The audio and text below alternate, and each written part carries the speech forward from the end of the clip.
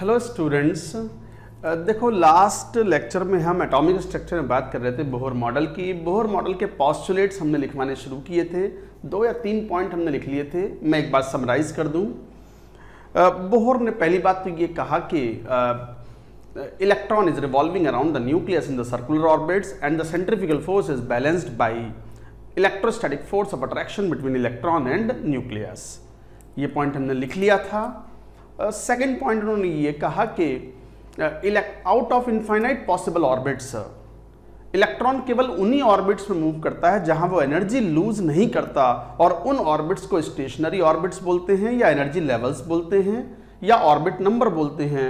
और इन ऑर्बिट्स में angular momentum of the electron is quantized, that means discrete certain values only will be possible. जहां पर उन्होंने कहा कि एमवीआर क्या है? Angular momentum of the electron. Angular momentum क्या होता है फिजिक्स वाले और डिटेल में बताएंगे, अभी इसको साथ लेके चलना है। m इंटू वी होता है linear momentum, m into v into r होता है एंगुलर मोमेंटम।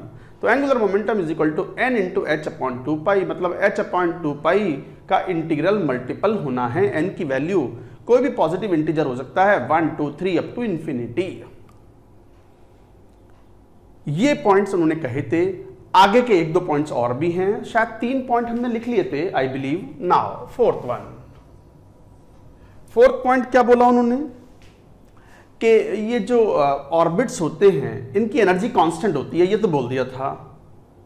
तो एनर्जी लूज भी नहीं करते, और जैसे जैसे n बढ़ता जाता है न्यूक्लियस से दूर जाते हैं, n इज इक्वल टू 1 मतलब सबसे पास वाला शेल या सबसे पास वाला orbit, n is equal to 2 थोड़ा दूर वाला, n इज इक्वल टू 3। तो जैसे जैसे n बढ़ता है energy of the orbits increases. तो पॉइंट क्या हुआ? Energy of stationary orbits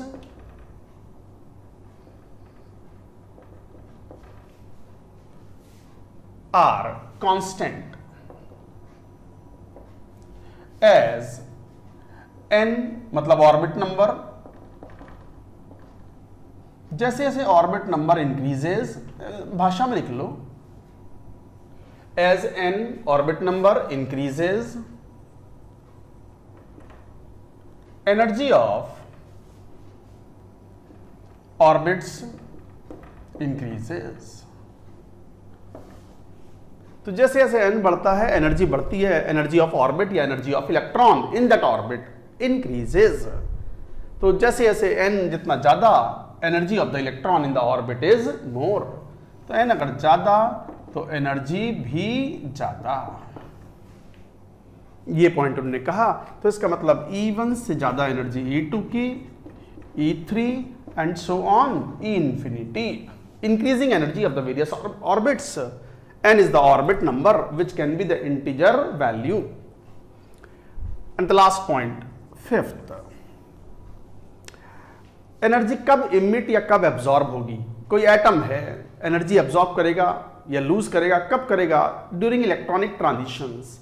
electron can jump up after absorbing energy, electron can jump down by losing energy. तो electrons can absorb or emit energy in the form of electromagnetic radiations। क्या बोल रहे हैं? Electrons can absorb or emit energy in the form of EM radiations or electromagnetic radiations or photons। Photons ही तो बोलते हैं इनको। तो इलेक्ट्रॉन्स कैन एब्जॉर्ब और emit energy in the form of electromagnetic radiations when they undergo transitions from one energy level मतलब orbit to another energy level.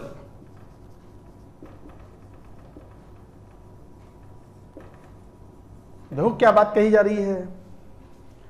Electrons can absorb or emit energy in the form of electromagnetic radiations or photons when they undergo transition. Transition मतलब lower energy orbit से higher jump करना या higher से lower jump करना, इन्हें बोलते हैं transitions. Transition up, transition down, and from one energy level to the another energy level. इसको ऐसे समझ लो, मैं एक बार नोट कर लो तो मैं इस बात को कहूंगा। दोनों पॉइंट लिख लो पहले, मैं 5th पॉइंट को एक्सप्लेन करूंगा अभी।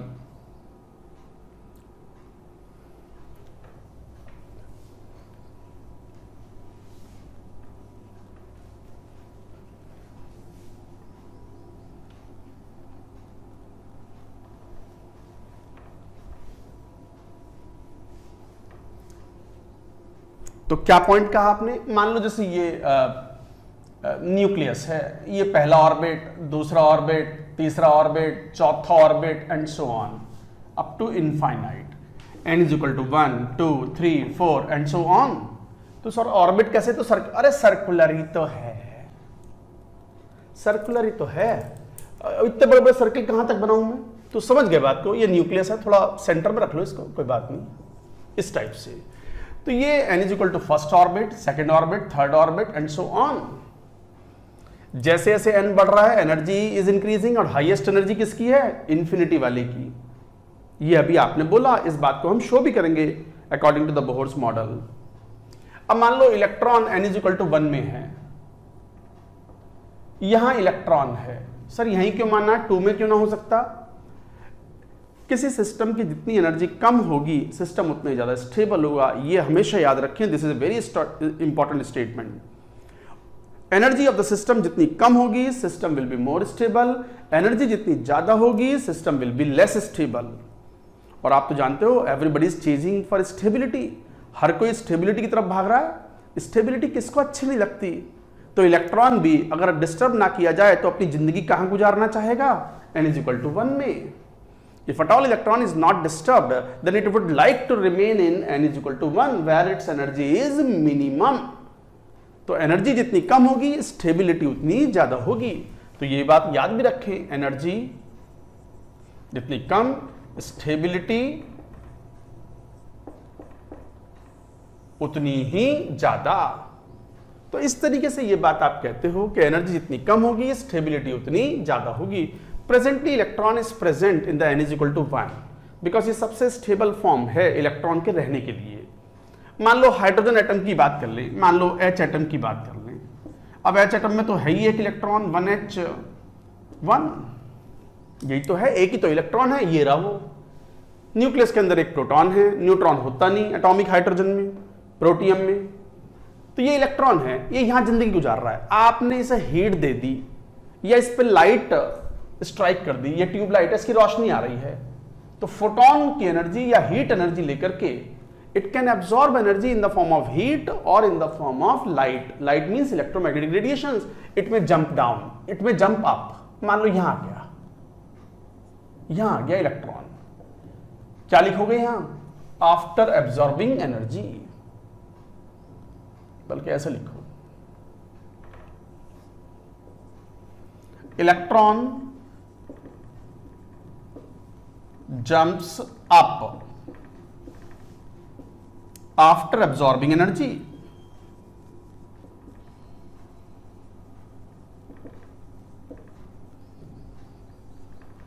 Electron jumps up after absorbing energy,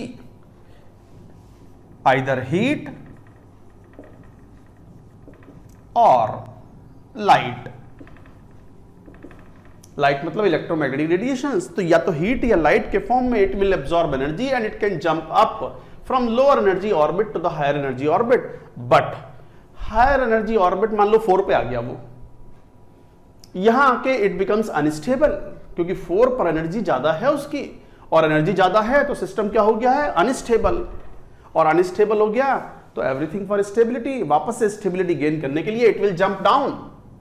ये वापस जंप डाउन करेगा, और जंप डाउन करेगा तो हो सकता है 4 से 3 में आ जाए, हो सकता है 4 से 2 में आ जाए, हो सकता है 4 से डायरेक्टली 1 में आ जाए, हो सकता है 4 से 3 में आए फिर 1 पे आए, हो सकता है 4 से 3 में आए फिर 2 पर आए फिर 1 पे आए। Any possibility could be there, कुछ भी पॉसिबल है कि वो n इज इक्वल टू 4 पर वापस जंप करके आएगा। तो ये वापस से जंप करके यहीं आएगा लौट करके। कैसे आएगा ये इस पर डिपेंड करता है। हो सकता है एक एक सीढ़ी कूदता हुआ है, हो सकता है एक एक एनर्जी लेवल जंप करता हुआ है, हो सकता है डायरेक्टली आ जाए, वापस इट विल जंप डाउन। ये कहलाती है excited state, excited electron. Excite हो गया ये एनर्जी खा करके, तो इलेक्ट्रॉन जंप्स अप और एक्साइट्स इलेक्ट्रॉन एक्साइट हो गया after absorbing energy in the form of heat और लाइट, बट वापस से स्टेबिलिटी गेन करने के लिए तो एक्साइटेड इलेक्ट्रॉन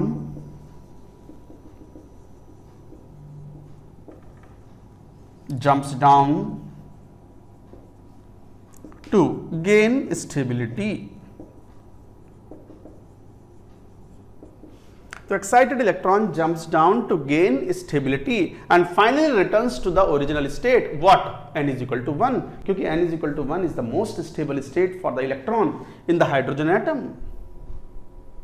तो इसका मतलब excited electron jumps down to gain stability and emits energy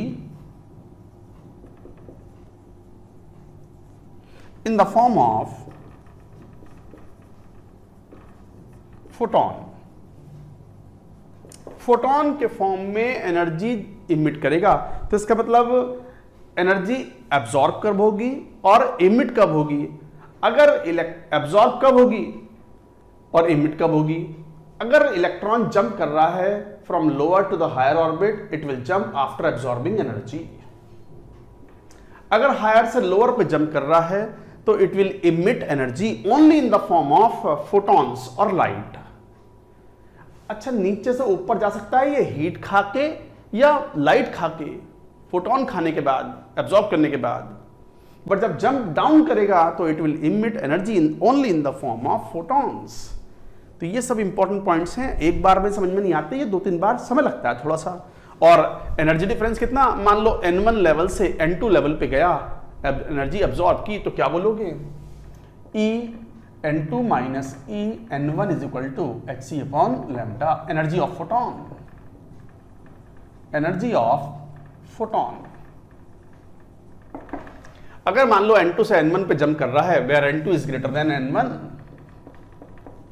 where N2 is greater than N1, अगर N1 से एनर्जी N2 पे गया तो दोनों की एनर्जी के डिफरेंस के बराबर का एनर्जी एब्जॉर्ब करेगा and a photon will be absorb hc upon lambda. और N2 से N1 पे जंप किया डाउन तो दिस मच ऑफ एनर्जी के photon will be emitted out. अच्छा, इस पूरे एनालिसिस में कुछ ना कहा जाए, 1 फोटोन फॉर 1 इलेक्ट्रॉन मानते हैं, 1 photon for 1 electron, 1 photon for 1 electron. एक ट्रांजिशन में अगर एक इलेक्ट्रॉन जंप करेगा तो एक ही फोटोन इमिट आउट करेगा, ये ध्यान रखना है। अगर एक ट्रांजिशन के लिए, अगर मान लो 4 से 3 आया तो एक फोटोन इमिट आउट करेगा, 3 से 2 आया एक और फोटोन इमिट आउट करेगा, 2 से 1 आया तो एक और फोटोन इमिट आउट करेगा, और 4 से 1 आया तो भी 1 photon will be emitted out. तो 1 ट्रांजिशन मींस 1 फोटोन। तो 1 फोटोन फॉर 1 इलेक्ट्रॉन ट्रांजिशन। तो ये बात याद रहेगी। तो what is the formula? When electron jumps from N2 to N1 higher to the energy level, lower energy level, it emits the photon of the energy hc upon lambda। इस बात को मैं लिखूंगा, आप पहले ये एक बार लिख लो ताकि मैं इसको हटा सकूं यहां से।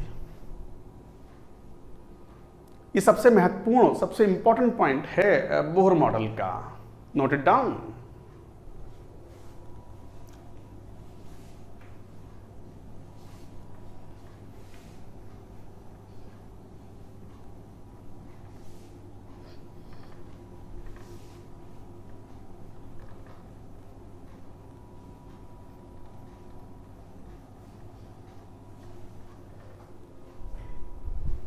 तो क्या मतलब हुआ, इस पॉइंट को मैं कैसे लिख दूं इसी बात को, कि when electron undergoes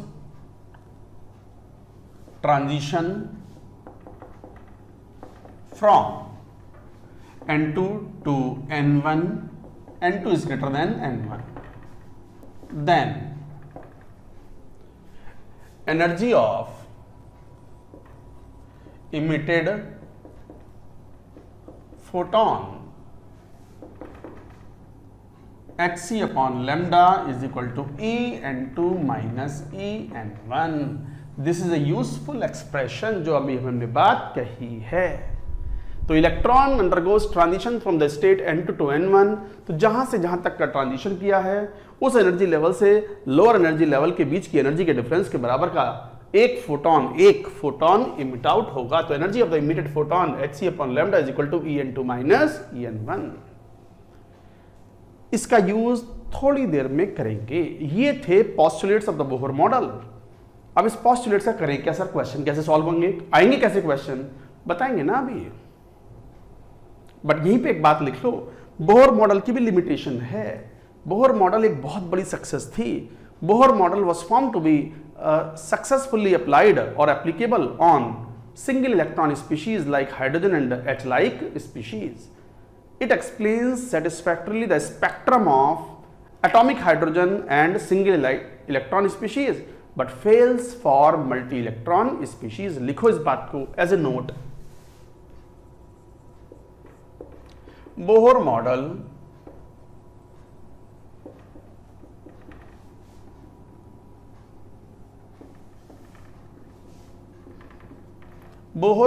successfully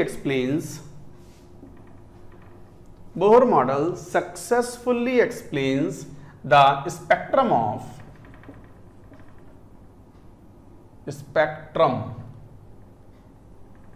of single electron species like H or He plus or Li2 plus etc. इन्हें कई बार सिंगल इलेक्ट्रॉन स्पीशीज को H like स्पीशीज भी बोलते हैं, H like स्पीशीज। ये लिमिटेशन है। बोहर मॉडल फेल्स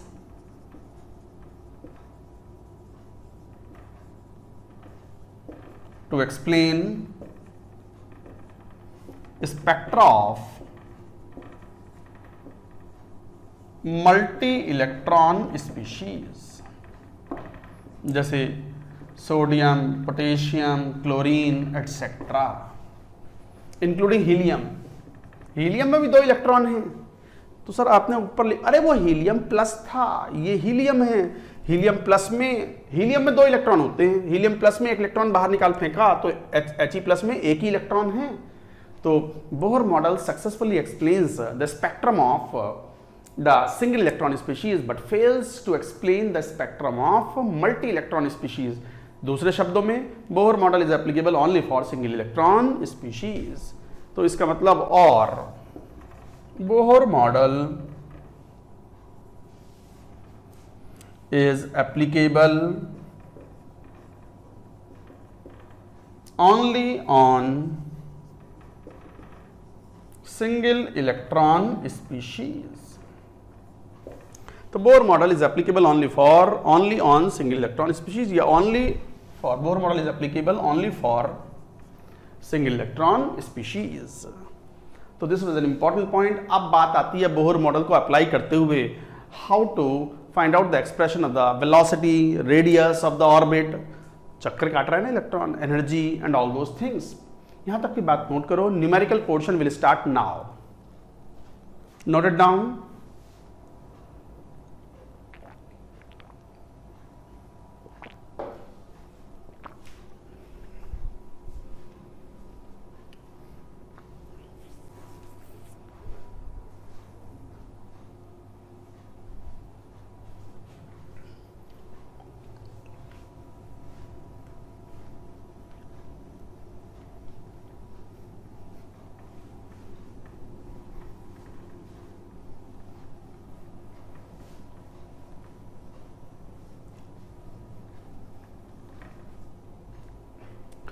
नाउ बात आती है बोहर मॉडल का यूज करते हुए how to find out the expression of the radius of circular orbit, velocity of the electron in the circular orbit, time taken for the one complete revolution, number of revolutions in 1 second, energy of the orbit और electron. लिखो expression of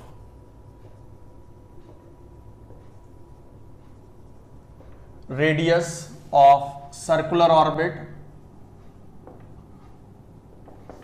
and velocity of electron.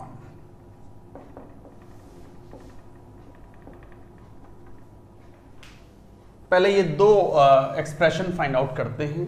अब आपने ये बात कहा था कि मान लो ऐसे बोल दो कि जैसे ये न्यूक्लियस है, electron is revolving around it in the circular orbit with the velocity v and this is electron and this is radius r। अब एक बात तो क्लियर है, बाहर की तरफ एक फोर्स लगता है सेंट्रीफ्यूगल फोर्स mv²/r और अंदर की तरफ एक फोर्स लगता है F, electrostatic force of attraction. तो दो कंडीशंस आपके सामने हैं, एक तो centrifugal force is equal to electrostatic force.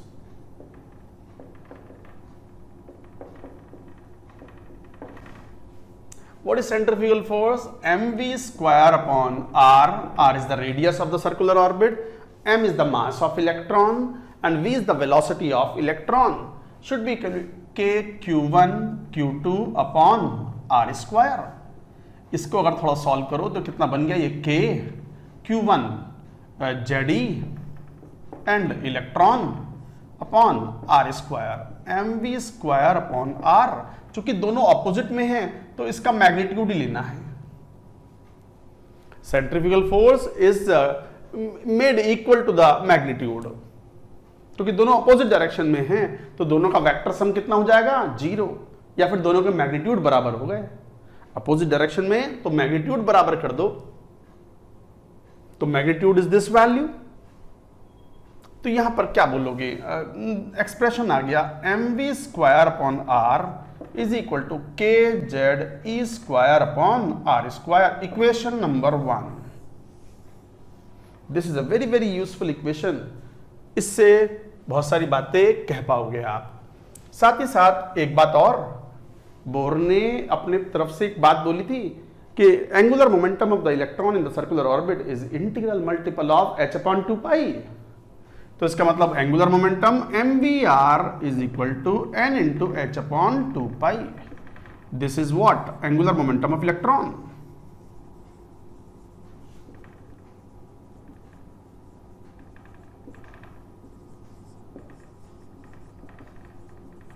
Angular momentum of electron. तो दिस इज इक्वेशन नंबर 2। ये दो इक्वेशन हैं बोहर मॉडल की, जो मेन इक्वेशंस हैं। सारे एक्सप्रेशन, सभी क्वेश्चंस इसी से सॉल्व होते हैं। What, mv²/r is equal to kze²/r²।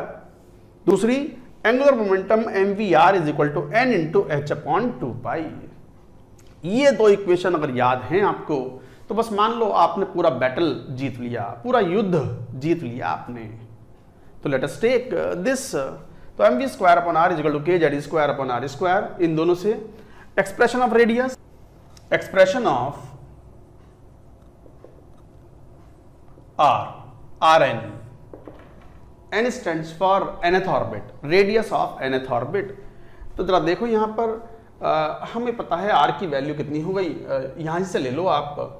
तो एक तरीके से r से एक r कैंसिल आउट हो गया, या m/r इंटू इस वाली इक्वेशन में v का स्क्वायर मतलब nh/2πmr का whole square is equal to kze²/r²। ठीक है, अब जरा यहां से देखना, m/r into n²h²/4π² m²r² is equal to kze²/r²। r² से r² कैंसिल आउट हो गया, r ही तो चाहिए था, एक m से ये m भी कैंसिल आउट हो गया, तो कितना हो गया, n²h²/4π² mkze²। देखो ये है एक्सप्रेशन। अरे कोई बहुत बड़ी बात ना है, इन दोनों इक्वेशन से फाइंड आउट किया है। दो वेरिएबल दिखाई पड़ रहे हैं, कौन, velocity and radius, velocity and radius. बाकी m तो कांस्टेंट है, इलेक्ट्रॉन का मास तो कांस्टेंट है, और h भी कांस्टेंट है, पाई भी कांस्टेंट है, तो n के टर्म्स में फाइंड आउट करना है। तो v रिप्लेस कर दिया हमने, कैसे भी सॉल्व करो आप। This is the expression. अब r is equal to, r को एक काम कर लो rn बोल दो, in the nth orbit, n पे डिपेंड कर रहा है ना। अब देखो यहां पर बहुत सारे कांस्टेंट्स हैं। अगर आपसे कुछ क्वेश्चन पूछ लिया जाए कि भाई हाइड्रोजन के लिए थर्ड ऑर्बिट की रेडियस बताओ, तो h की वैल्यू का स्क्वायर करोगे 6.625 into 10 to the power minus 34 का स्क्वायर, 4 पाई स्क्वायर की वैल्यू रखोगे, mass of electron 9.1 into 10 to the power minus 31 kg, E की वैल्यू रखोगे उसका स्क्वायर करोगे, K की वैल्यू लोगे 9 into 10 to the power 9 in SI unit. पागल हो जाओगे कैलकुलेशन करते करते। रेडीमेड फॉर्मूला फाइंड आउट कर लें सारे कांस्टेंट्स की वैल्यू रख के। तो जरा वैल्यू रखो तो ये n square into 6.625 into 10 to the power minus 34 का स्क्वायर अपॉन 4 पाई स्क्वायर की वैल्यू रख लेंगे 9.1 into 10 to the power minus 31 kg into 9 into 10 to the power 9 into z के टर्म्स में into 1.6 into 10 to the power minus 19 का whole square. ये है जब इसे गुणा भाग करोगे सब कुछ तो देखो फॉर्मूला आ गया Rn is equal to 0.529 into 10 to the power minus 10 n square upon z। यहां ऊपर n स्क्वायर और नीचे z, ये वेरिएबल्स हैं। इतने मीटर। अब देखो एटम का साइज मीटर में थोड़ा अच्छा ना लगता, ये बिल्कुल वैसा ही है जैसे गोल्ड खरीदने जाते हैं तो क्विंटल में भाई 5 टन गोल्ड दे दो। अरे गवर्नमेंट थोड़ी हो जो 5 टन गोल्ड खरीदोगे। इंसान, आम इंसान मुझ जैसा आप जैसा अगर गोल्ड खरीदने भी जाएगा तो ग्राम में लेगा कि भाई 2 ग्राम दे दो, 5 ग्राम की चेन दे दो, 10 ग्राम की चेन दे दो, या अंगूठी दे दो, रिंग जो होती है, या क्विंटल में लूंगा 2 क्विंटल गोल्ड दे देना भाई। तो metre is not a suitable unit. और आपको तो पता है कि 10 की power minus 10 metre is nothing but angstrom, 1 angstrom. तो वैल्यू आ गई। ये फॉर्मूला है काम का क्वेश्चन सॉल्व करने के लिए 0.529 n square upon z angstrom. This is an important formula. मैंने अंडरलाइन इसे करने की जरूरत नहीं है, ये फॉर्मूला नहीं है। आप तो फॉर्मूला ये वाला याद रखो, ये कोई फॉर्मूला नहीं है, ये तो आपसे याद भी नहीं होगा आसानी से। और ये तो चाहिए तो डिराइव कर लो। ये 2 इक्वेशन जरूर याद रखो।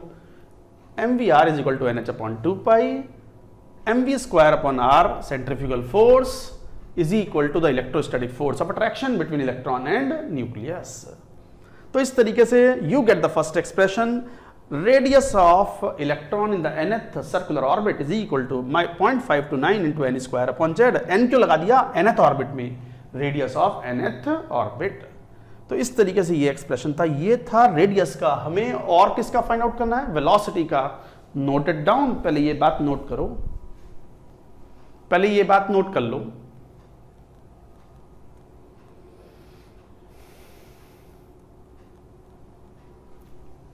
ये हटा देते हैं, ये मेन एक्सप्रेशन रखा रहने देते हैं, इसकी भी जरूरत नहीं है अब।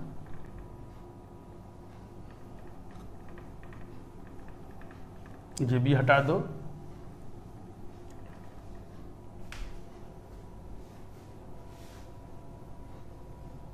सभी हटा दो लो।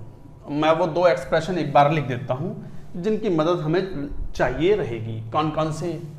एक तो mv square upon r is equal to K Z E square upon r square, equation number 1।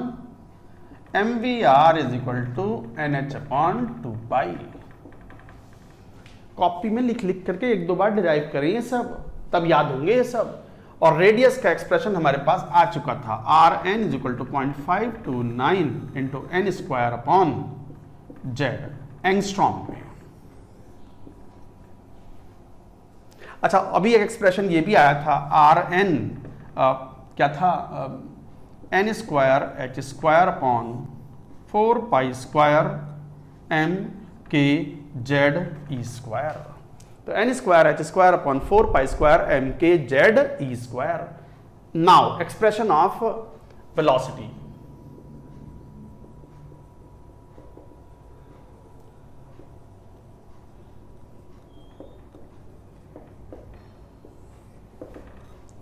Expression of velocity of electron. Electron की वेलोसिटी अब कर लो फाइंड आउट। एक्सप्रेशन पता ही है कैसे, यहां से निकाल लो वेलोसिटी।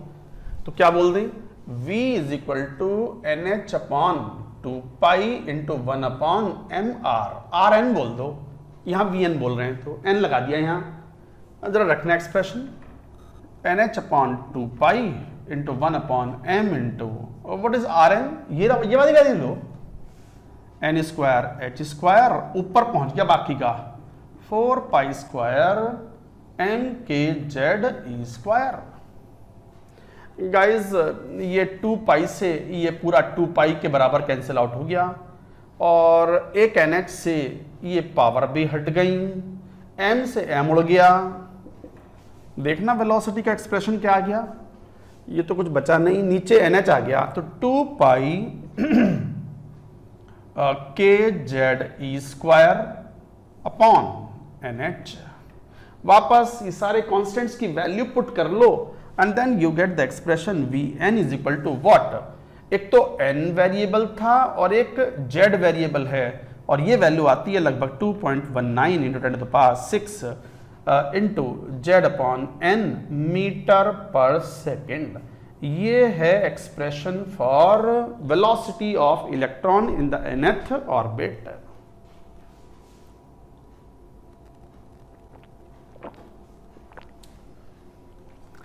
तो ये है एक्सप्रेशन ऑफ द वेलोसिटी, याद रखें मीटर पर सेकंड में। Metre per second is a suitable unit for velocity of electron.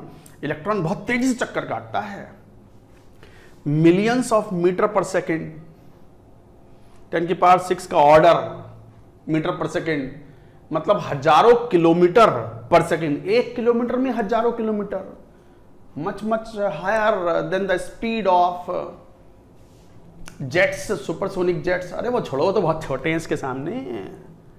Sound की स्पीड से भी ज्यादा, साउंड की स्पीड भी समथिंग होती है ना, 300 something meter per second, physics में पढ़ाते हैं वो सब।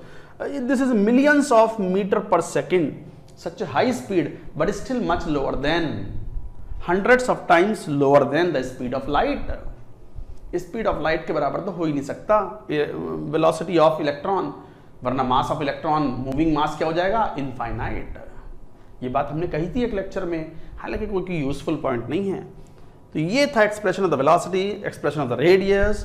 अब बात करेंगे expression of time period and expression of frequency of revolution of electron. लिखो हेडिंग, इसको नोट कर लो, ये एक्सप्रेशंस, अभी क्वेश्चन भी लेंगे इसके ऊपर।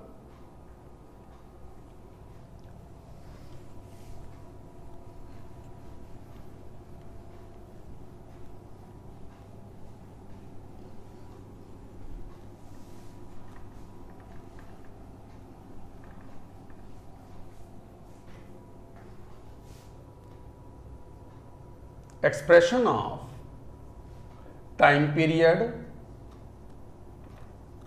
t, Tn, and frequency of revolution,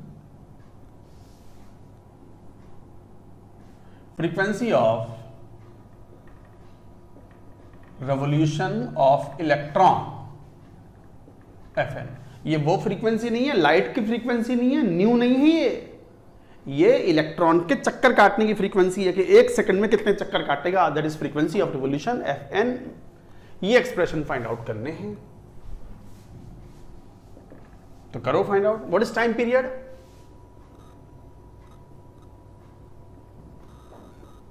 Tn। Time क्या होता है, velocity is equal to distance upon time, तो time period is equal to distance travelled in 1 revolution upon velocity of electron। अच्छा, what is time period? Time taken by electron for 1 complete revolution, एक पूरा चक्कर circular orbit में काटने में लगा समय कहलाता है time period. So time period is the time taken by the electron for 1 complete revolution. तो Tn is equal to distance travelled in 1 revolution upon velocity of electron. अच्छा, डिस्टेंस ट्रेवल्ड कितनी है, एक चक्कर काट रहे हैं तो 2 pi Rn। Upon what is the velocity vn, बस यहीं से फाइंड आउट कर लेंगे. So this is the expression of tn. This is the expression of tn. अच्छा, tn की अगर प्रोपोर्शनलिटी की बात करें, एक्सप्रेशन में वैल्यूज तो यहां पुट कर लेंगे, आ जाएगा आंसर. एक्सप्रेशन की बात करें तो tn is proportional to what, rn upon vn. और अभी अभी पढ़ा है rn is proportional to n square upon z, मतलब n स्क्वायर के डायरेक्टली प्रोपोर्शनल और z के inversely proportional, and vn is proportional to z upon n. पढ़ा है अभी अभी थोड़ी देर पहले ही, 5-10 मिनट पहले ही. रखियो तो वैल्यू जरा. तो proportional to n square rn के प्रोपोर्शनल मतलब n square upon z upon n. इसका मतलब tn is proportional to n cube upon z square. Very useful, very important. कई बार क्वेश्चंस जो है वो एब्सोल्यूट वैल्यू कैलकुलेशन में नहीं आता कि how much is the time, हालांकि ये टाइम फ्रैक्शन ऑफ सेकंड्स में होता है. It is too small time. Electron nucleus के अराउंड चक्कर काटता है, it takes even millionth of the second. It is a very short span of time in which it completes one revolution. So time period is very short. Time period of electron is very short. But वो absolute value कई बार पूछते नहीं है, कई बार वो ratio पूछते हैं. तो रेशियो में जितने भी कांस्टेंट है वो तो सब कैंसिल आउट हो जाएंगे, और वेरिएबल केवल कौन है, n एंड z. तो n क्यूब के प्रोपोर्शनल डायरेक्टली और z स्क्वायर के इनवर्सली प्रोपोर्शनल. ये है tn, टाइम पीरियड का expression, directly proportional to n cube, inversely proportional to z square. Got it point. अच्छा, एब्सोल्यूट पूछ भी लें तो सर क्या करें फिर? तो क्या करें, तो है ना फॉर्मूला, rn का एक्सप्रेशन पता है, एंगस्ट्रॉम में, मीटर में कन्वर्ट कर लेना. वेलोसिटी की वैल्यू मीटर पर सेकंड में पता है, you will get in time in second. So like that you do. ऐसे ही हम बात करेंगे frequency of revolution. Frequency of revolution of electron Fn is equal to, ये क्या होगा, 1 सेकंड में लगाए गए चक्कर. तो 1 सेकंड में लगाए गए चक्कर कैसे फाइंड आउट करें, तो लिखो इसको. मान लो ये Fn की बात कर रहे हैं, ये है क्या, number of revolution of electron in 1 second. यही तो हुआ, और ये टाइम पीरियड का उल्टा होता है. tn सेकंड में एक चक्कर कंप्लीट हुआ, तो 1 सेकंड में कितना, तो tn सेकंड्स में 1 रेवोल्यूशन कंप्लीटेड. तो फिर 1 सेकंड में कितने revolutions completed, 1 upon tn, and that is Fn. बस यही है. 1 अपॉन या reciprocal of time period is equal to the frequency of revolution of electron. 1 second में कितने चक्कर लगाएगा, और यहां से अगर Fn देखो तो फिर क्या बोल दोगे, tn का रेसिप्रोकल है, इसका मतलब z स्क्वायर के डायरेक्टली प्रोपोर्शनल और n क्यूब के इनवर्सली प्रोपोर्शनल. क्वेश्चन सॉल्व करने होंगे तो accordingly you can solve here. और एब्सोल्यूट वैल्यू चाहिए तो you can find out from here, it is vn upon 2πrn. तो यहां से कह भी सकते हो, यहां कह देंगे चलो, तो Fn क्या बोल देंगे, Fn is equal to vn upon what, 2πrn. ये एक्सप्रेशन हुआ एब्सोल्यूट वैल्यू के लिए. एब्सोल्यूट वैल्यू कम ही पूछते हैं. मोस्टली जो क्वेश्चंस पूछे जाते हैं they are asked about the ratio of the frequency of revolution in this and this. अभी क्वेश्चन लेंगे तो you will understand. So guys, ये था expression of the time period, frequency of revolution of electron around the nucleus in the circular orbit. ये इनके expressions. 1-2 question solve करेंगे पहले इसके ऊपर, note it down.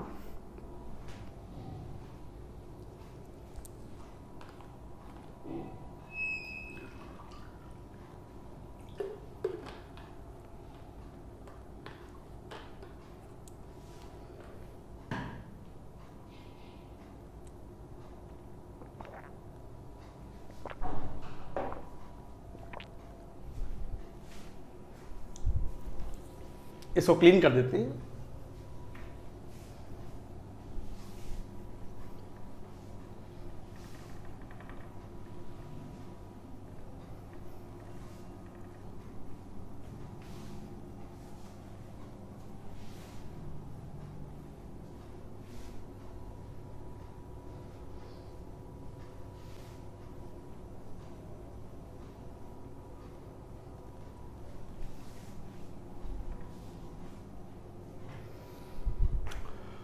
Let's do some questions on these expressions in the Bohr model. मान लो question ऐसे कहे, find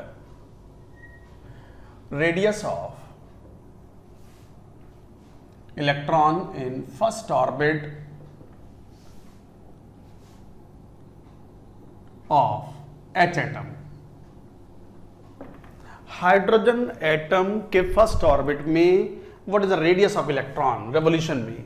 तो बड़ा आसान क्वेश्चन है, कैसे सॉल्व करोगे? फॉर्मूला है Rn is equal to, hydrogen की बात कर रहे हैं, hydrogen and hydrogen like species के लिए ही ये बोहर मॉडल एप्लीकेबल है। 0.5 to 9 n² एंगस्ट्रॉम। n की वैल्यू 1 फर्स्ट ऑर्बिट और z कितना होता है हाइड्रोजन के लिए? It is 1। तो फिर तो फॉर्मूला Rn की वैल्यू 0.5 to 9 एंगस्ट्रॉम, बस यही आंसर है। इसका मतलब देखो, size of the hydrogen atom is of the order of 0.5 to 9 angstrom, क्योंकि आप जानते हो इलेक्ट्रॉन हाइड्रोजन में सबसे ज्यादा कंफर्टेबल और सबसे ज्यादा स्टेबल कहां है? In n is equal to 1। n is equal to 1 में इलेक्ट्रॉन की एनर्जी लोएस्ट होती है, तो स्टेबिलिटी क्या होगी? हाईएस्ट। तो इलेक्ट्रॉन अपनी जिंदगी कहां गुजारना चाहेगा? n इज इक्वल टू 1 में इन हाइड्रोजन एटम। तो radius of the first orbit of the hydrogen atom is this much. और पूछें, find ratio of radii of, radii is the plural of radius, तो find radius of the radii of, find ratio of the radii of second orbit of Li2 plus and first orbit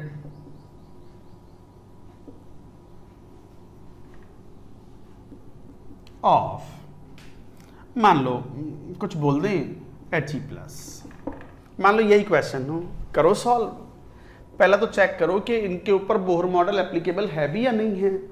yes it is applicable, क्योंकि Li2 plus में only 1, lithium में 3 electron होते हैं, atomic number is 3, और 2 electron निकाल के बाहर फेंक दिए, तो फिर एक ही इलेक्ट्रॉन तो बचा, single electron species, single electron species. लगा सकते हो बोहर मॉडल। क्या पूछ रहे हैं? Rn आपको पता है is inversely proportional to n²/z, यही तो है। क्या पूछ क्या रहे हैं? Second orbit of Li2 plus upon first orbit of He plus, ऐसा लिख लिया करो आप, ताकि सारी बात आपको पता रहे। Is equal to n²/z for Li2 plus, n²/2² की वैल्यू 3 अपॉन हीलियम के लिए n²/z 1² की वैल्यू 2, तो 4/3 इंटू 2/1, यही हुआ 8:3, यही आंसर है। सो this is the radius, ratio of the radius of second orbit of Li2 plus and the first orbit of He plus. और एक क्वेश्चन लो, यहां ले लेते हैं। जैसे मान लो क्वेश्चन ये हो, find velocity of electron in first orbit of H atom, second orbit of Li2 plus ion। करो तो सवाल, डायरेक्ट फॉर्मूला बेस्ड क्वेश्चन। मान लो ये आंसर है फर्स्ट पार्ट का, तो रेडियस का, रेडियस नहीं, हमें वेलोसिटी चाहिए। तो व्हाट इज वेलोसिटी? तो velocity of first orbit for hydrogen is equal to 2.19 × 10⁶ into z/n था। z के डायरेक्टली प्रोपोर्शनल और n के इनवर्सली प्रोपोर्शनल, और z कितना? 1, n कितना? 1, तो मतलब 2.19 × 10⁶ मीटर पर सेकेंड। इसका मतलब हाइड्रोजन में इलेक्ट्रॉन जब अपने ग्राउंड स्टेट में होता है, ग्राउंड स्टेट मतलब n=1, ग्राउंड स्टेट का मतलब होता है n=1, सबसे स्टेबल स्टेट को ग्राउंड स्टेट बोलते हैं।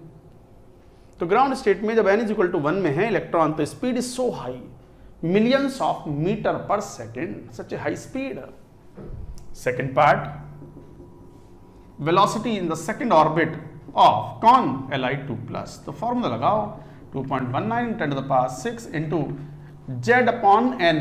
z क्या है? 3, n सेकेंड ऑर्बिट में। सॉल्व करोगे बस कर लेना मीटर पर सेकेंड। सो लाइक दैट, जरूरत पड़े तो यू कैन सॉल्व क्वेश्चन। तो ये था आंसर। गुणा भाग देख लेना आप, just calculations you can do. So this is how we calculate. और भी क्वेश्चन लेते हैं एक दो। Take up the question, note it down first.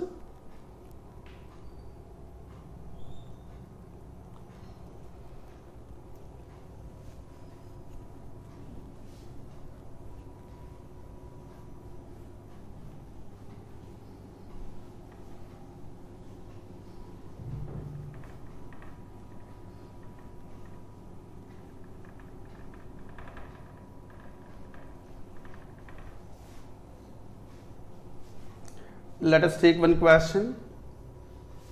Find frequency of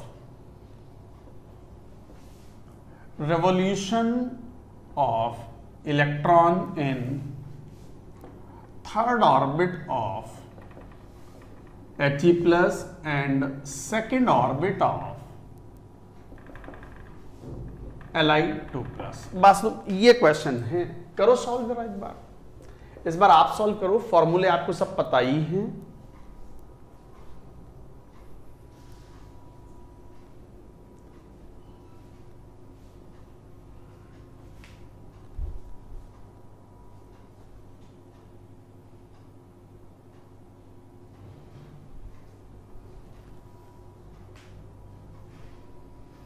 Find frequency of revolution of electron in the third orbit of He plus and second orbit of Li2 plus। Formula पता है, frequency of revolution Fn is directly proportional to V upon या equal to Vn upon 2 pi Rn। ये था expression, ये था expression. और Vn किसके proportional था? Velocity is proportional to Z upon n। और Rn किसके प्रोपोर्शनल था? n square upon Z। तो Fn किसके प्रोपोर्शनल आ गया? Proportional to Z square upon n cube. यही था ना, यही था ना। अब चलो, frequency of revolution in the third orbit किसके लिए? He प्लस के लिए। फ्रीक्वेंसी ऑफ सेकेंड ऑर्बिट किसके लिए? Li2 प्लस के लिए। तो frequency of revolution in the third orbit for He plus, frequency of revolution of second orbit in Li2 plus का रेशियो जरा देखो, Z स्क्वायर, Z की value 2 square upon 3q upon Z square upon 2q। जरा देखना तो 4/9 या 3 या 9 27 into 8 upon 3 9 32 इस टू कितना? 9 7 63 6 3 और 9 दूनी 18 और 6 24 243। This is the answer. कुछ ना, ये बहुत आसान क्वेश्चन है, बस आपको एक्सप्रेशन समझ में आनी चाहिए, याद होने चाहिए। सर याद करने जरूरी है क्या? डिराइव कर लेंगे। अरे कितना टाइम है तुम्हारे पास टेस्टों में, एग्जाम्स में? IIT JEE 3 ही घंटे में फिनिश करना है ना JEE मेन का पेपर। ऐसा थोड़ी कि दे देंगे भाई कर लो ये पेपर, शाम तक दे देना, कल दे देना, ऐसे थोड़ी बोलते हैं वो। एक टाइम पीरियड होता है, फॉर्मूले याद रखने हैं। डिराइव तो आप कर लोगे, बट 2-3 मिनट 4 मिनट जा सकते हैं डिराइव करने में, और गड़बड़ हो गई तो सब कुछ खराब हो जाएगा। इसलिए इंपॉर्टेंट फॉर्मूले जरूर याद रखें। डिराइव तो आप कर सकते हो, I know it, but you should remember the formulae for solving such questions. तो गाइज ये थे some of the basic questions based on frequency of revolution of electron, time period, radius का एक्सप्रेशन, वेलोसिटी का expression and all that. Now coming to the most important, expression of energy. Expression of energy heading लिखो, पहले इसको लिख लो यहां पर।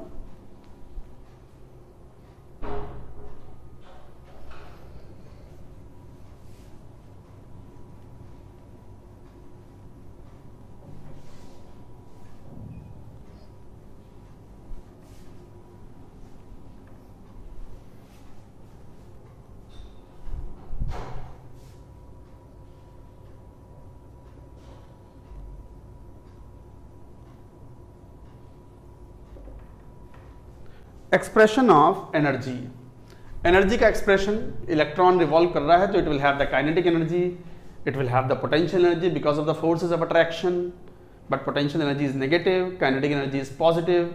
अब चलो बात करते हैं वापस से, वही मान लो ये इलेक्ट्रॉन किसी nth ऑर्बिट में इलेक्ट्रॉन रिवॉल्व कर रहा है, वेलोसिटी v है, रेडियस rn है, mv²/r। तो यहाँ से एक तो इक्वेशन यही थी mv²/r is equal to kze²/r², और दूसरी थी mvr is equal to nh/2π। जरा टोटल एनर्जी की बात करो तो total energy is equal to kinetic energy plus potential energy. तो काइनेटिक एनर्जी कितनी, mv² half mv² plus potential energy kq1 q2/r, तो half mv² plus kq1 plus ze minus e, electron का charge minus e and r, तो half mv² minus kze²/r, ये हुई total energy. अब जरा देखना, यहीं से देख लो, साफ दिखता है कि mv² की वैल्यू क्या ले लें, r से एक r कैंसिल, तो kze²/r के बराबर। जरा रखना ये वाली वैल्यू यहां इस जगह पर। आगे एक्सप्रेशन कितना, kze²/2r minus kze²/r, and total energy का एक्सप्रेशन आ गया माइनस kze²/2r। अच्छा, यहीं से एक एक्सप्रेशन भी दिखता है, काइनेटिक एनर्जी किसके बराबर हो गई, काइनेटिक एनर्जी का एक्सप्रेशन था हाफ mv², और mv² की वैल्यू अभी अभी ली है, तो ये भी कितनी, kze²/2r। अच्छा, ये भी देखना कि पोटेंशियल एनर्जी कितनी थी, पोटेंशियल एनर्जी थी माइनस kze²/r, यही थी ना। ये टोटल एनर्जी, ये काइनेटिक एनर्जी, ये पोटेंशियल एनर्जी। अच्छा, पोटेंशियल एनर्जी किसी रेफरेंस के रेस्पेक्ट में लेते हैं, एंड पोटेंशियल एनर्जी को यहां पर हमने इन्फिनिटी पे क्या मान लिया है, 0, because there is no force of attraction. या फिर एक्सप्रेशन से कह भी दो kq1 q2 है, r है, r इनफाइनाइट हो जाएगा, तो पोटेंशियल एनर्जी क्या हो गई, 0। तो potential energy is 0 eight infinite, that is a reference chosen. जैसे कई बार आप फिजिक्स में पढ़ते हो ना कि ये एक पत्थर का टुकड़ा है, this is a piece of stone at a certain height h, तो इसकी पोटेंशियल एनर्जी क्या बोलते हो, mgh। g is the acceleration due to gravity acting downward, m is the mass of the stone, and h is the height from the ground level।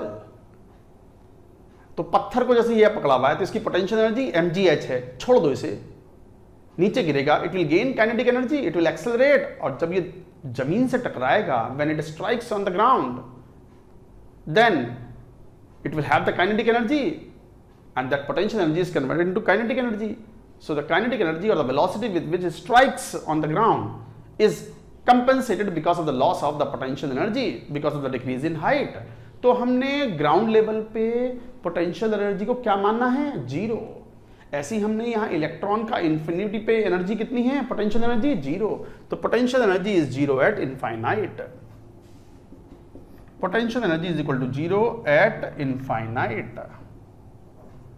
So this is the reference chosen.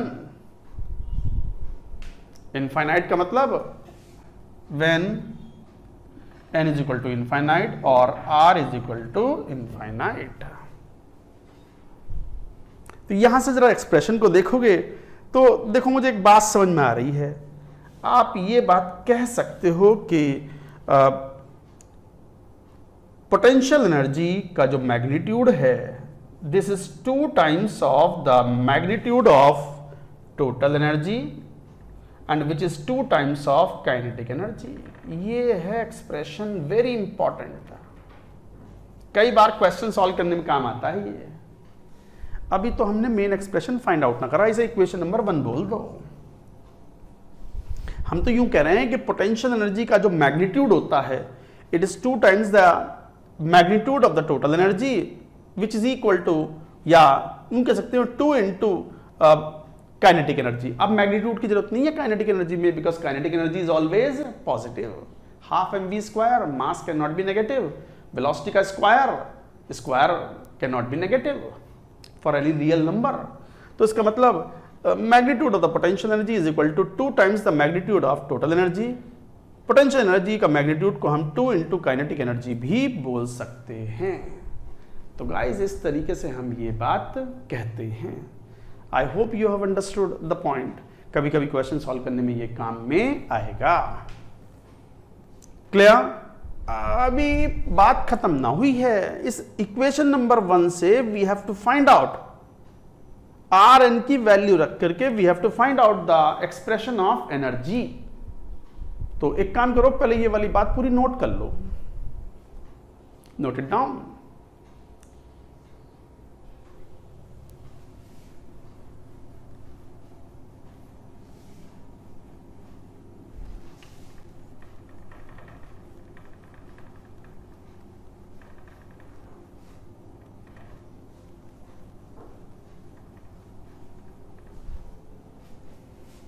ये वाला expression रहने देते हैं बस।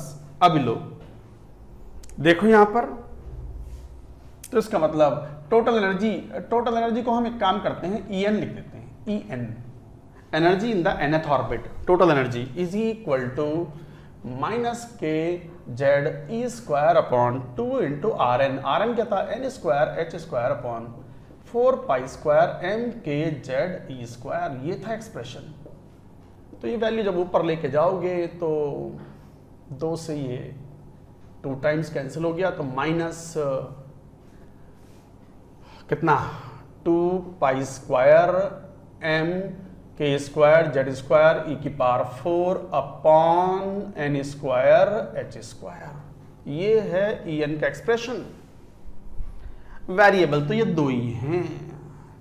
जब गुणा भाग करते हो सब कुछ तो वैल्यू आती है En is equal to minus 13.6 into Z square upon N square electron volt पर एटम। ये एक्सप्रेशन आता है, वेरी इंपॉर्टेंट एक्सप्रेशन। क्वेश्चन इसी से सॉल्व होंगे। और आपको तो पता है कि proper unit for energy of the electron जैसे छोटे एटम्स, इलेक्ट्रॉन जैसे छोटे पार्टिकल की एनर्जी को एक्सप्रेस करने के लिए what is the suitable unit? Electron volt. Joule तो बहुत बड़ी यूनिट है। Joule is too big for such kind of small particles.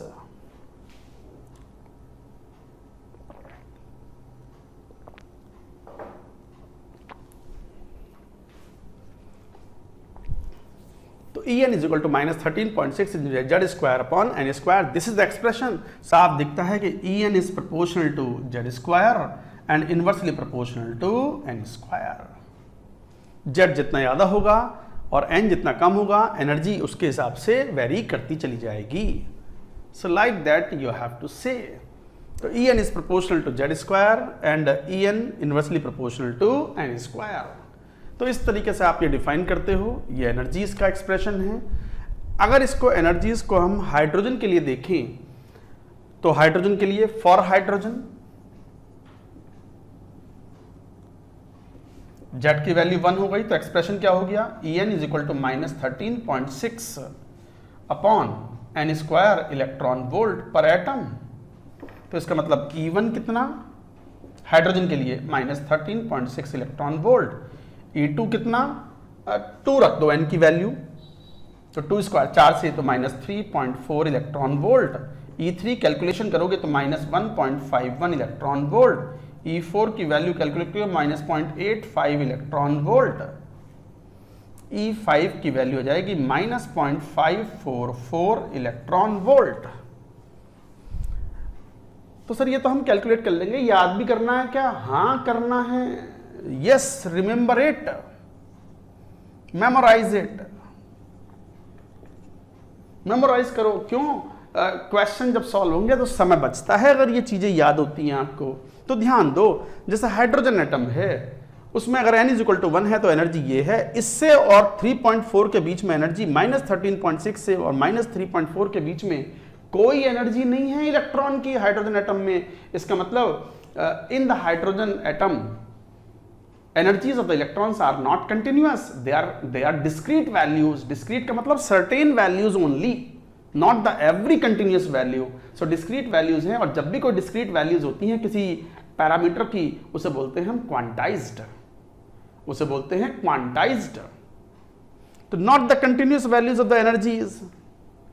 तो कई इंपॉर्टेंट कंक्लूजन यहां से ड्रॉ होते हैं कि जो एटम्स होते हैं या कुछ भी सब्सटेंस होते हैं, उनकी जो एनर्जीज होती हैं of the various orbits, they are quantized, they are not the continuous values.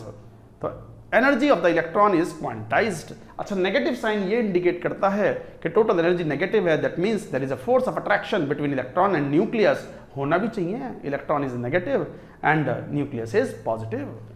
Electrostatic force will be negative if the unlike charges are attracting each other. तो क्या कंक्लूजन निकले, मैं इनका कंक्लूजन यहां लिखता हूं. Conclusion first, energy of electron in an atom species are not continuous and hence quantized. तो याद रखें, energy of the electron in an atom और the species are not continuous, they are quantized. चाहे वो potential energy हो, चाहे वो total energy हो, चाहे वो कुछ भी हो, तो that will be quantized. Velocity is also quantized of the electrons. First orbit में एक सर्टेन वेलोसिटी, सेकंड ऑर्बिट में एक सर्टेन वेलोसिटी, उनके बीच में कोई वेलोसिटी नहीं होती, तो velocity is quantized. Kinetic energy is quantized, potential energy is quantized, total energy is quantized, angular momentum is quantized. Quantized means only discrete certain values, not the continuous values. Quantum का meaning मैंने पहले भी बताया था आपको. जैसे quantum of charge is 1 electronic charge. Quantum of currency in India is 1 रुपी. 1 रुपये का ट्रांजैक्शन मिनिमम हो सकता है मान लो. तो आप किसी व्यक्ति को दोगे या लोगे 1 रुपया या 2 रुपया या 3 रुपया या 4 रुपया, बट नॉट 1.5 रुपया, 2.5 रुपया, 3.25 रुपया टाइप से. No, you can not, you can't. Getting the point? तो something discrete, the transactions being not continuous is something discrete and that means quantized. तो energy of the electron in the atom species are not continuous and hence quantized. Second, negative energy between electron and nucleus indicates that the force of attraction. तो negative energy indicates electron is revolving around nucleus under attractive influence.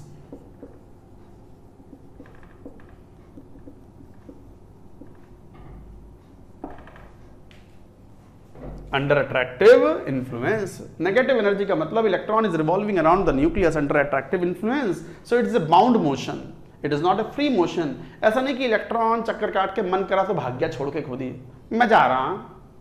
ऐसा थोड़ी होता है. जा कैसे रहा? Force of attraction है, छोड़ के जा. हाँ, कहीं से एनर्जी मिल जाएगी तो छोड़ के भाग जाएगा, तब हिम्मत बढ़ जाएगी इसकी.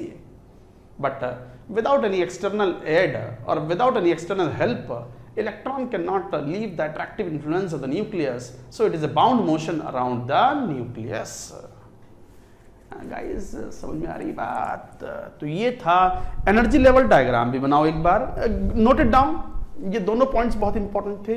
दिस इज ऑल्सो इंपॉर्टेंट, ये भी important, very important. Note it down.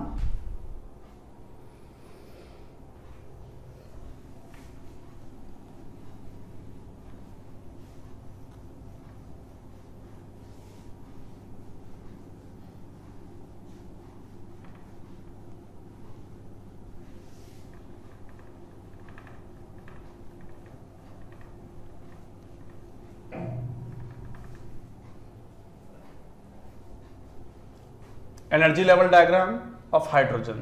तो ऐसे बना लो.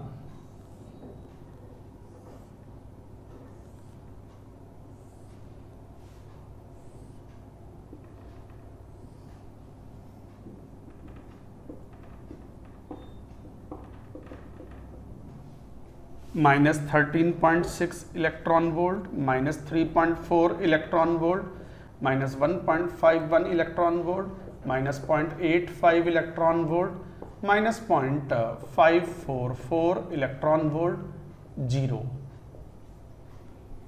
क्यों? टोटल एनर्जी का एक्सप्रेशन क्या था? -13.6 into Z² n² electron volt पर एटम, और n अगर इनफाइनाइट हो जाएगा तो En क्या हो जाएगा? 0। Energy become 0। That means no more attractive influence between electron and nucleus. बहुत दूर जा चुका है वो। ये है energy level diagram.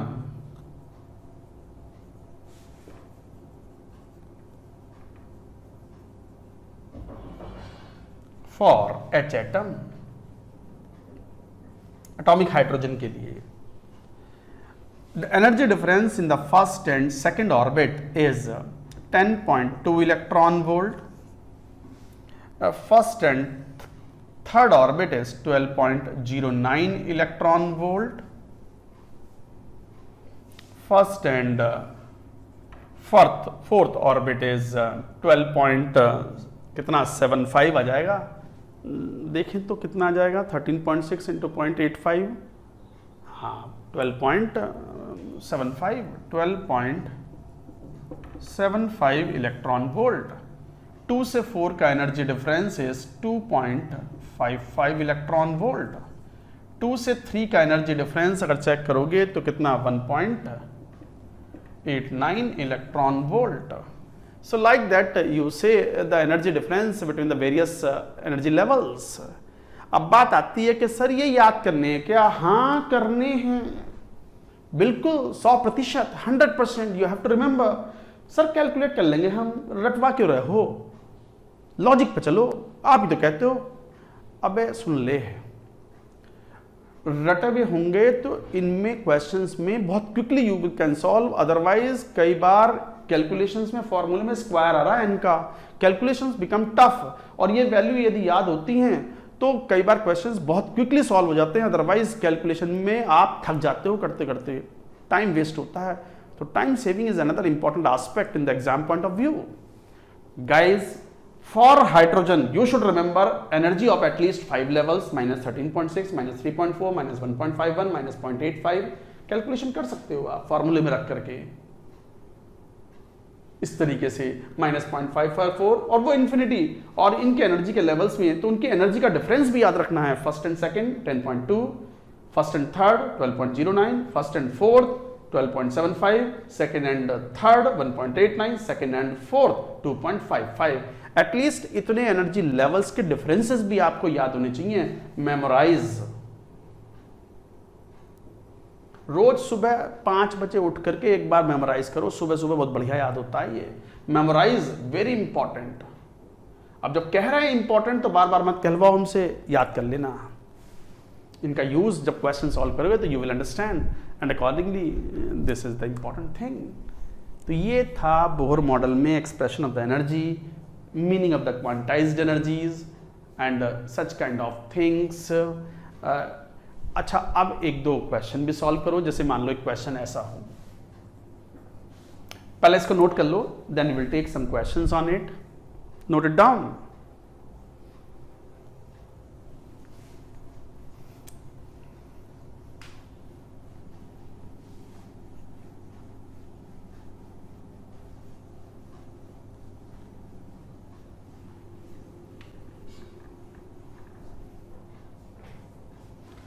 Let's take one question. Find potential energy, kinetic energy, total energy in first orbit of H atom, second orbit of He plus ion। करो, एकदम आसान सा फॉर्मूला है, अभी अभी पढ़ा है हमने। क्या एक्सप्रेशन, आपको एक्सप्रेशन पता था। जैसे फर्स्ट वाला पार्ट है तो एनर्जी टोटल कितनी हो गई? En, मतलब total energy is equal to -13.6 into Z² upon N²।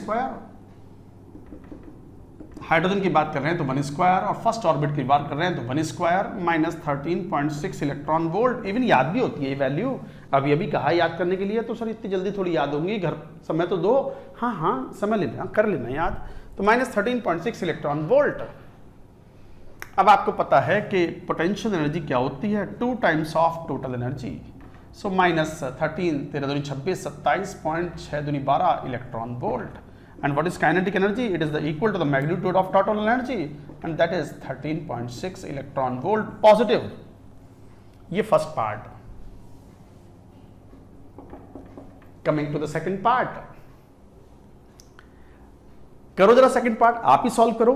Solve it. Direct formula है आपके पास.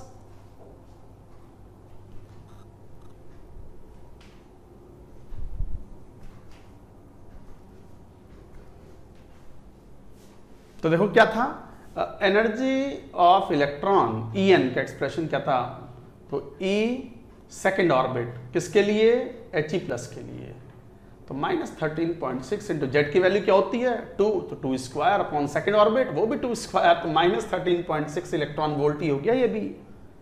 तो इसका मतलब यही एनर्जी है सेकेंड ऑर्बिट की। तो जो एनर्जी फर्स्ट ऑर्बिट की हाइड्रोजन की है वही energy second orbit of helium plus है, He प्लस। तो फिर तो क्या, potential energy is equal to 2 times of minus 13.6, तो minus 27.2 electron volt. Kinetic energy is the magnitude of total energy, so this will be 13.6 electron volt. यही answer हो गए। आपके पास फॉर्मूला है, जो पूछें वो कैलकुलेट कर सकते हो। So like that you say. Note करो, एक क्वेश्चन और भी लेंगे।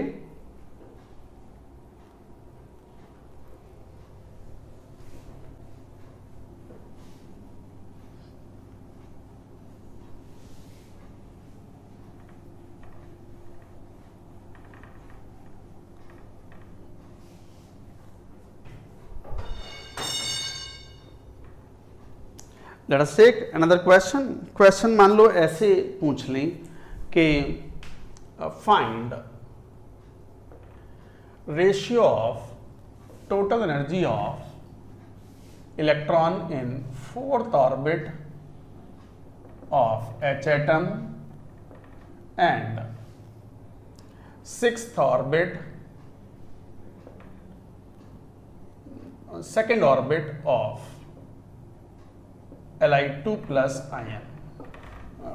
फार्मूला बेस्ड क्वेश्चन है, तो फार्मूला बेस्ड मतलब एनर्जी कौन सा, फोर्थ ऑर्बिट किसके लिए, hydrogen upon energy second orbit किसके लिए, Li2 प्लस का रेशियो। एनर्जी किसके प्रोपोर्शनल था, दोनों ही नेगेटिव हैं तो नेगेटिव कैंसिल आउट हो जाएगा, directly proportional to Z square, inversely proportional to N square, यही था ना। तो Z square upon N square के प्रोपोर्शनल, तो जेड स्क्वायर हाइड्रोजन के लिए 1 square upon N square 4 square upon Z square मतलब 3 square upon N square 2 square. Solve करोगे तो 1/16 इंटू 4/9, 4 1:2 36 36, यही आंसर है। सो like that you can find out the ratio of the energies of the various orbits. तो इस तरीके से आप ये कैलकुलेट करते हो। और एक क्वेश्चन पूछ लूं, find energy of electron in fourth orbit of Li2 plus ion. तो Li2 प्लस आयन के फोर्थ ऑर्बिट की एनर्जी, बहुत छोटे छोटे सवाल होते हैं तो you can find out, formula वही है। पहले चेक कर लो ये सिंगल इलेक्ट्रॉन स्पीशीज है भी या नहीं, कभी आंख बंद करके फॉर्मूला अप्लाई कर दो और अप्लीकेबल हो ही ना वो। Li2 प्लस है, Li में 3 इलेक्ट्रॉन होते हैं और 2 रिमूव कर दिए तो 1 ही बचा, तो ये सिंगल इलेक्ट्रॉन स्पीशीज। तो minus 13.6 into Z square, what is Z for lithium 3 square upon N square, N means 4 square, यही तो था E4 फोर्थ ऑर्बिट में किसके लिए, Li2 प्लस के लिए। इस तरीके से डेजिग्नेशन क्लियर हो जाता है चीजों का। तो माइनस 13.6 इंटू 9/4 डिवाइड कर लेना इलेक्ट्रॉन वोल्ट पर आयन, एटम और आयन पर आयन कह सकते हो। वो कोई बात नहीं है, गुणा भाग कर लेना। So like that you do the calculations. Bohr model complete नहीं हुआ है, अभी और बातें बाकी हैं, और next lecture is going to be even more important than today's lecture. तो आज का लेक्चर अच्छे से रिवाइज कर लें, इसमें डिले ना करें, ताकि अगला लेक्चर इस पर डिपेंडेंट होगा। गाइस, इस बात का ध्यान रखें, अपने समय पे जिस दिन आपकी जो क्लासेस कंप्लीट होनी है वो कर लें। भले ही कभी कभी सुबह में ऐसा होता है नेटवर्क नहीं आ रहा है आपका और देख नहीं पा रहे हो आप, या कुछ काम आ गया, ठीक है, तो घंटा 2 घंटा डिले हो जाए, कर लें, बट उसी दिन काम निपटाएं, ताकि अगली क्लास में आप ब्लैंक ना हो, कनेक्टेड हैं आपस में। पहला लेक्चर पढ़ोगे, ए के बाद बी, बी के बाद सी, सी के बाद D, and then we will reach to Z. This is how we complete the chapter. तो ये था, that is it about, that's it for now.